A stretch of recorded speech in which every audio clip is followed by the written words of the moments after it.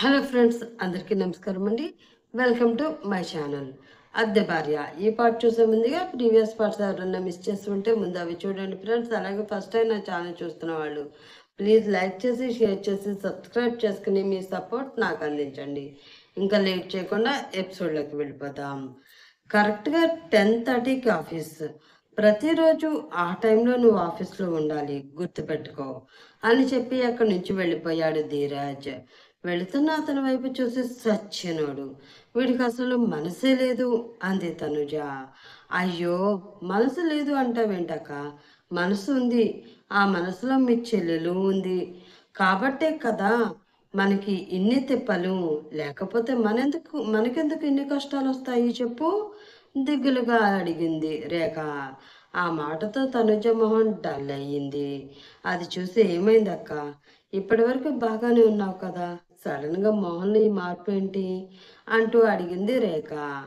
ఏమో రేఖ, నా జీవితం ఎటువైపు నుంచి ఎటువైపుకి వెళుతుందో ఏమీ అర్థం కావడం లేదు.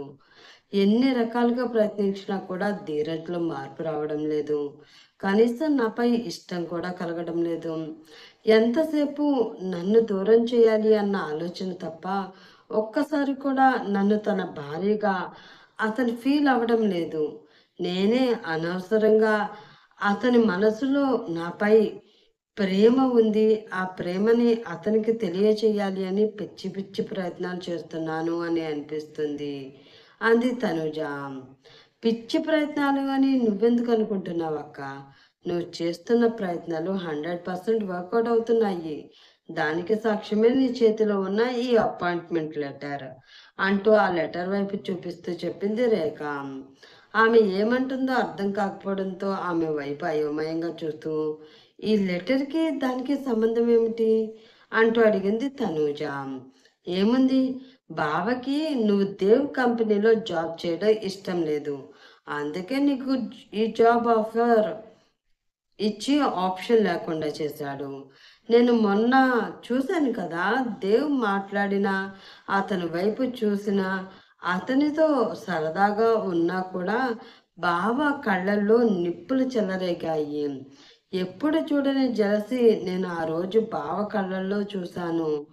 డౌట్ లేదక్క, బావ నీకు పడిపోయాడు. కానీ తన మనసులో దాత్రియే తన ప్రేమ అన్న భ్రమ ఏదైతే ఉందో అది తొలగడం లేదు. అది తొలగిపోయిన రోజున తన నిజమైన ప్రేమ ఎవ్వరు అన్నది తను తెలుసుకుంటాడు. అంతవరకు నువ్వు కొంచెం ఓపికగా ఉంటే సరిపోతుంది అంది రేఖ. ఆమె అంత కాన్ఫిడెంట్గా చెప్పడంతో తనుజకి కూడా నిజమే అనిపించింది. సరే చూద్దాం. నిజంగా ధీరజ్కి నాపై ప్రేమ ఉంటే అతను ఎప్పటికీ నా చేతిని విడిచిపెట్టడు. ఒకవేళ ప్రేమే లేకపోతే నేను ఎంత ప్రయత్నించినా విడిచిపెట్టాలి అనుకున్న నా చేతిని తిరిగి పట్టుకోవడం కుదరదు అని చెప్పి అక్కడి నుంచి వెళ్ళిపోయింది తనూజ. నిన్ను విడిచి పెడతాడో లేదో నాకు తెలియదు, కానీ నీ మొగుడు నన్నైతే విడిచిపెట్టేటట్లు కనిపించట్లేదు. పనిష్మెంట్ల మీద పనిష్మెంట్లు ఇచ్చి చంపేస్తున్నాడు. ఒకప్పుడు 60 కేజీలు ఉండే నేను ఇప్పుడు 40 కేజీలకు వచ్చేసాను. అంటే దానికి కారణం ఆ మహానుభావుడే. బాబు సరిగ్గా దృష్టి పెట్టడం లేదు, కానీ లేకుంటే ఓ మంచి ఫిట్నెస్ సెంటర్కి ఓనర్ అయిపోయే లక్షణాలు చాలా ఉన్నాయి అని మనసులో అనుకుంది రేఖ. ఆవేశంగా ఇంటికి వచ్చిన దాత్రి తన బ్యాగ్ తీసుకుని అందులో తన బట్టలు సర్దుకుంటూ ఉంది. ఆమె అంత కోపంగా తన గదిలోకి రావడం చూసిన సుగుణ ఆమె వెనకే వచ్చి ఆమె అలా బట్టలు సర్దుకోవడం చూసి, ఎక్కడికైనా వెళుతున్నారా అమ్మా అంటూ అడిగింది. వెళుతున్నా అంటూ చెప్పింది దాత్రి. సార్ కూడా వస్తున్నారా అడిగింది సుగుణ. లేదు, నేను ఒకదాన్ని వెళుతున్నా అంటూ చెప్పింది దాత్రి. అయ్యో, ఈ టైంలో ఒంటరిగా ప్రయాణం చేయడం ఏమిటమ్మా? సార్ అందుకు ఒప్పుకున్నారా అనుమానంగా అడిగింది సుగుణ. ఆ మాటతో కోపం పీక్స్కి వెళ్ళడంతో చేసే పని ఆపేసి ఆమె వైపు కోపంగా చూస్తూ, ఏ ఒప్పుకోకపోతే నేను ఎక్కడికి వెళ్ళకూడదా? అయినా నేను ఎక్కడికి వెళ్ళాలి, ఎప్పుడు వెళ్ళాలి, ఎలా వెళ్ళాలి అన్నది నా ఇష్టం. నాకు నచ్చిన చోటికి నాకు నచ్చిన టైంలో నేను వెళ్తాను. దానికి మీ సార్ పర్మిషన్ తీసుకోవాల్సిన అవసరం నాకేంటి? ఆయన ఎవరని నాకు పర్మిషన్ ఇవ్వడానికి?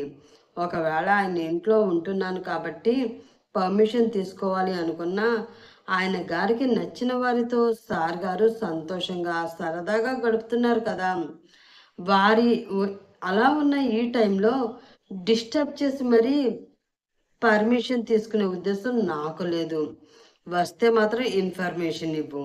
ఇక జీవితంలో ఈ గడప తొక్కను, ఆయన మొహం చూడను అని అర్థమైందా అంటూ కోపంగా చెప్పింది ధాత్రి.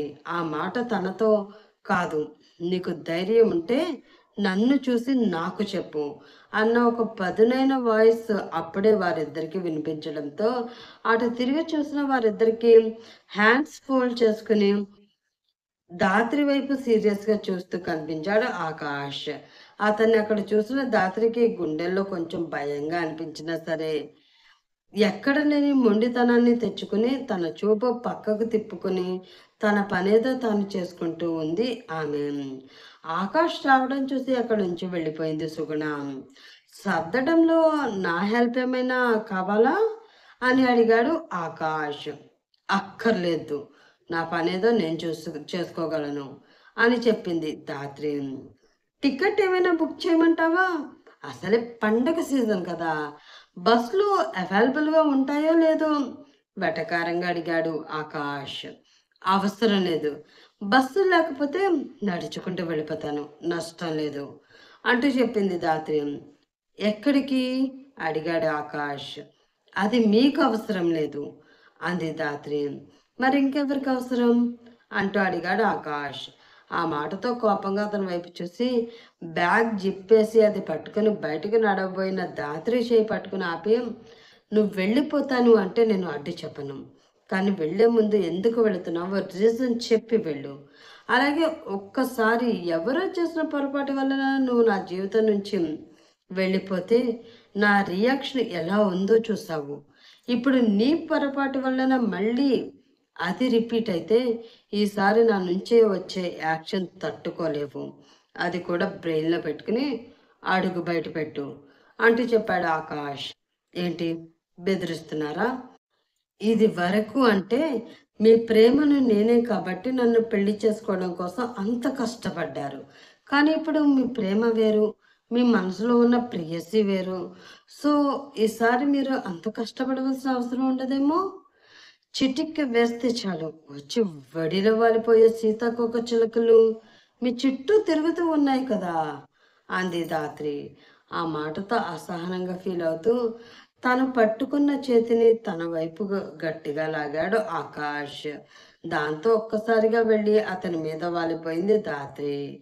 ఆమె నడుం చుట్టూ తన చేతిని వేసి గట్టిగా బిగించి ఆమె కళ్ళల్లోకి సూటిగా చూస్తూ, ఇప్పుడు నీ ఫీలింగ్ ఎలా ఉంది అంటూ అడిగాడు ఆకాష్. అతని చెయ్యి తన మీద పడితేనే ఫ్రీజ్ అయిపోయి వణికిపోయే ధాత్రి అతను తనని అంత గట్టిగా తన కౌగిలిలో బంధించడంతో మరింత తన్మయత్వానికి గురవుతూ ఆ ఫీలింగ్ని కష్టంగా కంట్రోల్ చేసుకుంటూ, ఎలా ఉంటుంది, నార్మల్గానే ఉంది అంటూ అతి కష్టంగా చెప్పింది ఆమె. నీకు నార్మల్గానే ఉందేమో, కానీ నాకు ఎలా ఉందో తెలుసా అంటూ అడిగాడు ఆకాష్. అతని ఊపిరి తనకి తగులుతూ ఉండడంతో మరింత వణికిపోతూ ఉన్న ధాత్రి ఎలా ఉంది చిన్నగా వణుకుతున్న గొంతుతో అడిగింది. ముద్దు పెట్టుకోకపోతే ప్రాణం పోతుందేమో ఆమె పెదాల వైపు ఆశగా చూస్తూ చెప్పాడు ఆకాష్. ఆ మాట విన్న ధాత్రి గుండె వేగం పెరిగిపోవడంతో సిగ్గుగా కొంచెం కళ్ళు కిందకి దించుకుంది.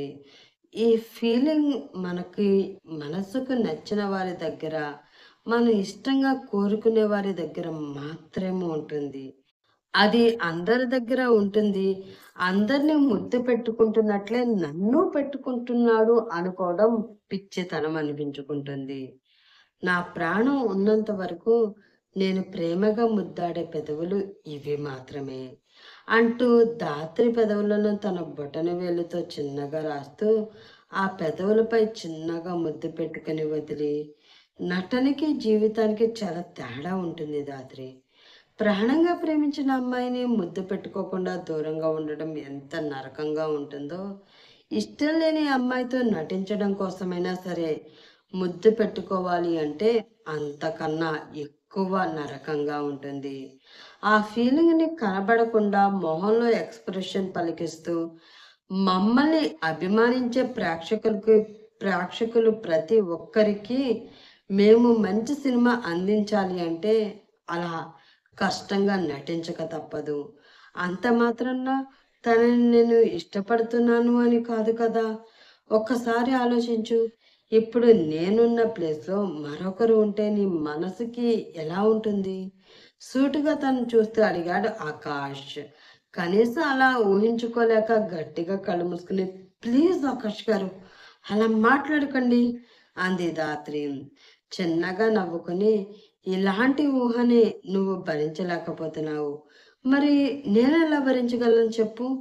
ఆడవాళ్ళకి మాత్రమే కాదు, మగవాడికి కూడా క్యారెక్టర్ అంటూ ఒకటి ఉంటుంది. మనసారా ప్రేమించిన భార్య పైనే ఫీలింగ్స్ ఉంటాయి తప్ప వేరే వాళ్ళతో తప్పు చేయాలి అని మేము కూడా అనుకోము.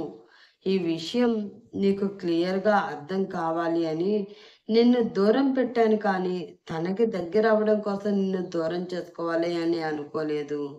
నువ్వు నా ప్రాణం ధాత్రి. ఈ ప్రాణం ఉన్నంత వరకు నా గుండె కొట్టుకునేది నీ ముద్దు కోసం మాత్రమే" అన్నాడు ఆకాష్.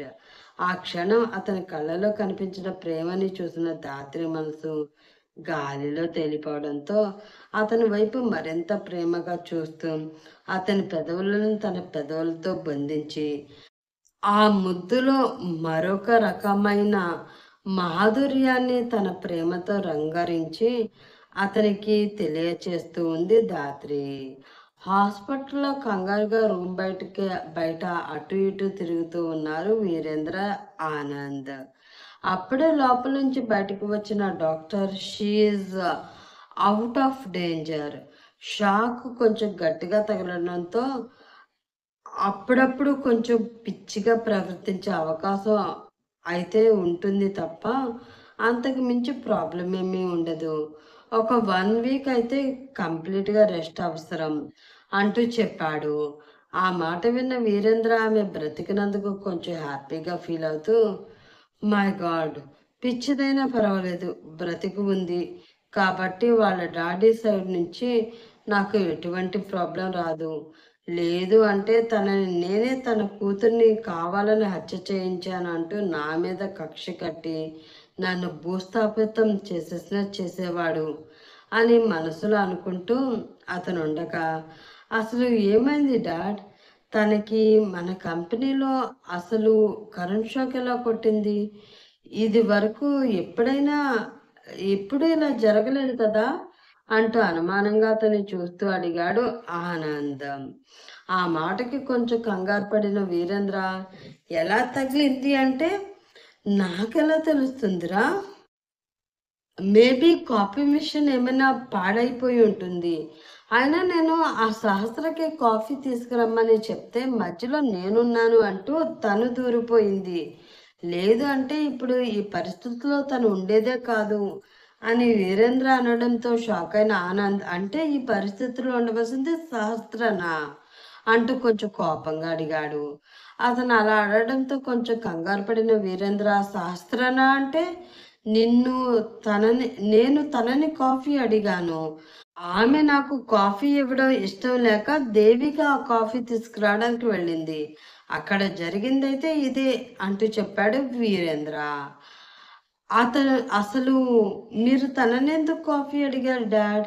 అది తన డ్యూటీ కాదు కదా! శాస్త్ర మన కంపెనీలో పనిచేస్తున్న పిఏ అంతే కదా! అనుమానంగా అతన్ని చూస్తూ అడిగాడు ఆనంద్. అయితే ఇప్పుడేంటి? పిఏ అయినంత మాత్రాన నాకు కాఫీ ఇవ్వకూడదని రూల్ ఏమైనా ఉందా? దేవిక నాతో మాట్లాడుతుంది. ఆ టైంలో ఆ అమ్మాయి రూమ్‌లోకి వచ్చింది. సరే కదా అని కాఫీ ఇమ్మన్నాను.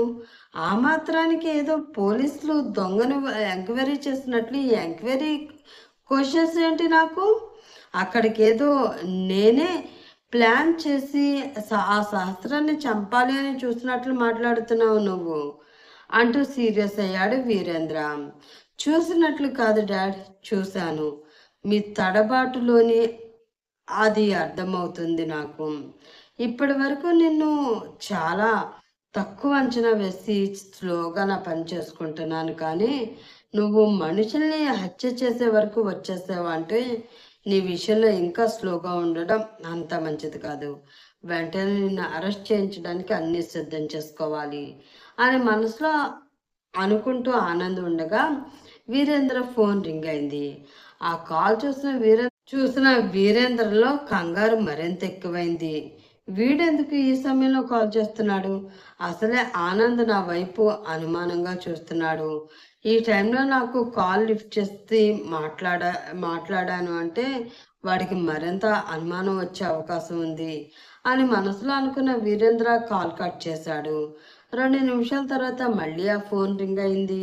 మళ్ళీ కట్ చేశాడు వీరేంద్ర. అది చూసి చాలా ఇంపార్టెంట్ కాల్ అనుకుంటా డాడ్. మాట్లాడవలసింది. ఎందుకు అలా కట్ చేస్తున్నారు అంటూ అడిగాడు ఆనంద్. అంత ఇంపార్టెంట్ ఏమీ కాదు. ఆఫీస్ నుంచి చౌదరి చేస్తున్నాడు. తర్వాత మాట్లాడతాలే అని వీరేంద్ర అంటూ ఉండగా మళ్ళీ ఫోన్ రింగ్ అయింది. వీడు ఇన్నిసార్లు కాల్ చేస్తున్నాడు అంటే అక్కడ ఏదో ఖచ్చితంగా తేడా జరిగింది. వెంటనే అదేంటో తెలుసుకోవాలి అని మనసులో అనుకున్న వీరేంద్ర, నువ్వు వెళ్ళి డిశ్చార్జ్ ఎప్పుడు చేస్తారో కనుక్కో, నేను ఈ కాల్ మాట్లాడేసి వస్తాను అంటూ ఆ ఫోన్ తీసుకుని అక్కడి నుంచి వెళ్ళిపోతున్నాడు. దాని గురించి పెద్దగా పట్టించుకోనట్లు దిక్కులు చూస్తూ ఉన్న ఆనంద్ అతను పక్కకు వెళ్ళి తనని గమనించడం లేదని గ్రహించిన వెంటనే వేగంగా అతను వెనక్కి వెళ్ళి అతను మాట్లాడుతున్న మాటలన్నీ చాటుగా నిలబడి వింటూ ఉన్నాడు. కాల్ లిఫ్ట్ చేసిన వెంటనే ఏంటా కట్ చేస్తూ ఉంటే అన్నిసార్లు కాల్ చేస్తున్నావు, అంత కొంపలు మునిగిపోయే పనేముంది? అయినా నీకెన్నిసార్లు చెప్పాను నేను నీకు కాల్ చేస్తాను, నువ్వు నాకు కాల్ చేయొద్దు అని అంటూ సీరియస్గా అడిగాడు వీరేంద్ర. అది కాదు సార్, ఆ ముసలాడికి ఒంట్లో అసలు బాగవ్వడం లేదు, పోతాడేమో అని అనుమానంగా ఉంది. మీరు వెంటనే రండి సార్ అంటూ చెప్పాడు ఫోన్లో ఉన్న అవతలి వ్యక్తి. ఏమైంది? నిన్నటి వరకు బాగానే ఉన్నాడు కదా, సరిగ్గా వాడికి ఏం రోగం వచ్చింది ఇప్పుడు? డాక్టర్ని పిలిపించకపోయావా అంటూ విసుగ్గా అడిగాడు వీరేంద్ర. పిలిపించాను సార్, ఇక్కడ కుదరదు అంటున్నారు, హాస్పిటల్లో జాయిన్ చేయవలసింది అంటున్నారు. ఏం చేయాలో నాకు అర్థం కావడం లేదు సార్ అంటూ చెప్పాడు అవతలి వ్యక్తి. హాస్పిటల్లో జాయిన్ చేయాలా? ఇంపాసిబుల్, అది అసలు జరగదు. ఈ ప్రపంచం దృష్టిలో ఆ ముసలోడు చనిపోయాడు. ఇప్పుడు వాడికి బయటికి తీసుకువస్తే వాడు బ్రతికి ఉన్న విషయం చాలా మందికి తెలిసిపోతుంది. అలా తెలిస్తే అది మన ప్రాణానికే ప్రమాదం అని వీరేంద్ర అనడంతో ఆ మాట విన్న ఆనంద్ అతను మాట్లాడుతున్నది ఆకాష్ వాళ్ళ తాతయ్య గురించి అని అర్థమైంది. ఇది ఫ్రెండ్స్ ఈరోజు స్టోరీ. నెక్స్ట్ ఎపిసోడ్ కోసం వెయిట్ చేస్తూ ఉండండి. నెక్స్ట్ ఎపిసోడ్లో కలుసుకుందాం. అప్పటి వరకు bye bye, have a nice day friends.